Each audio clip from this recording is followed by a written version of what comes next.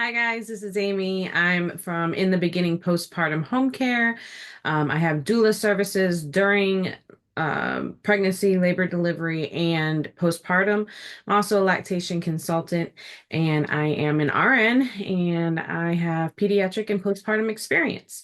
So I'm on here today because I want to give you guys, especially new moms, some tips and tricks on how to create a mother's womb outside of the womb. Baby is born. And now they're home. They're not in that space that they've been used to for 9 months. So, how can you get a fussy baby to feel like they're still in the womb? So, there are 5 S's that I would like to share with you.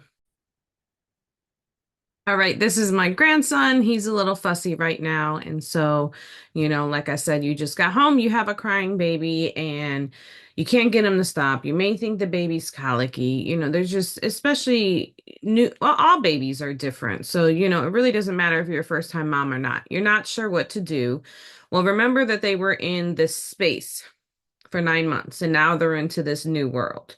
So we've got to try to create as much as we can the womb experience so it'll help calm them. Think about it when you're taken from, a place that how much anxiety you can get. So this is the same thing for a baby. They're used to a certain space, so let's create that space for them. First thing would be swaddling.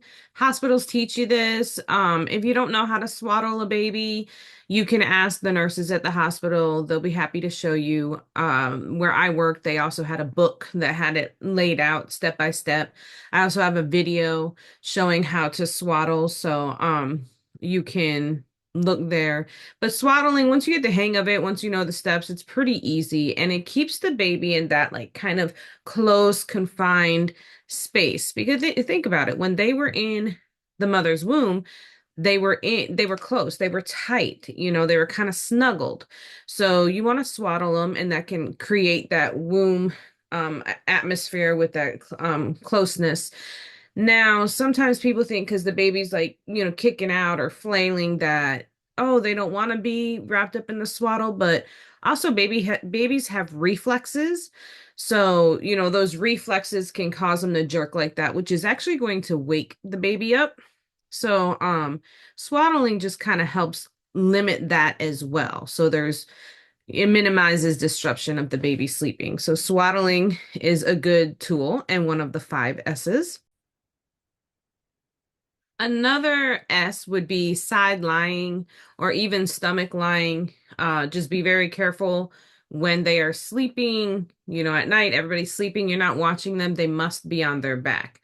But you're holding the baby in your arms, you can kind of lay them to the side, or if you even right there and you can make sure, like you have to keep your eyes on the baby, but make sure you're watching the baby and that their head is turned so they're not suffocating, then you can put them on their stomach as well.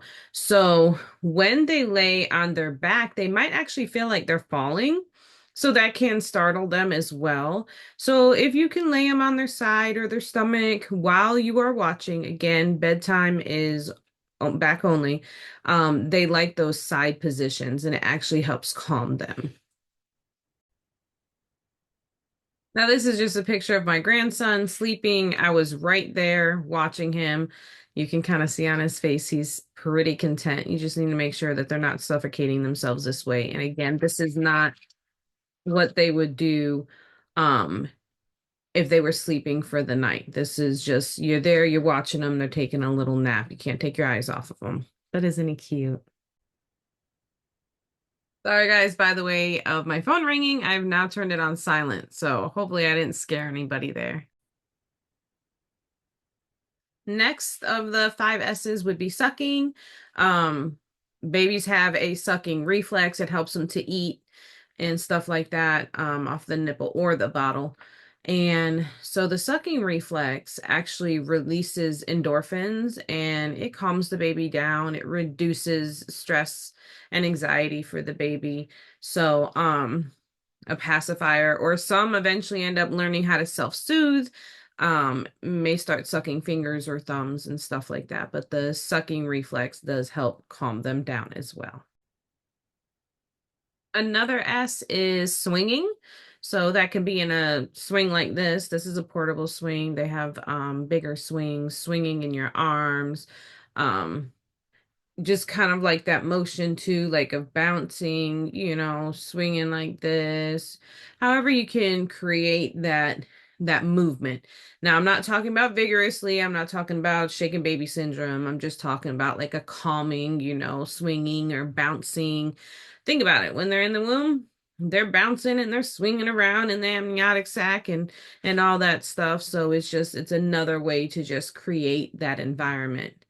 And the rocking motion, the bouncing motion also helps get them to sleep because it's calming and it's relaxing for them. And another or the last of the S's would be the shushing sound. So shh, like that. What a good imitator of this would be like white noise. I put on here white noise, pink noise, and brown noise because I actually found that when I was working night shift that I liked brown noise better. And brown noise is actually like, it wasn't so high pitched to me, which is what it says here. It uses deeper frequencies. And so it helped me to sleep more. When I used the white noise, it seemed to keep me up. So there are different types. There's even like blue noise, and there's all kinds of different noises, but this is white, pink, and brown noise. You can buy machines that make these noises, so you don't have to constantly sit there and be like, shh. That can get kind of aggravating, I'm sure. So you can buy white noise. You can look up on YouTube. That's what I used to do. I used to look up on YouTube and play brown noise. And that can kill your battery though, but that's what I did. This is the only picture that is not mine. This was taken from Healthy Hearing website. Um, but again, this is good information. When the babies are in the womb, you got to think they hear, those sounds inside, like blood flowing and, the amniotic fluid moving, and they hear, the sounds inside. So this kind of helps mimic those sounds.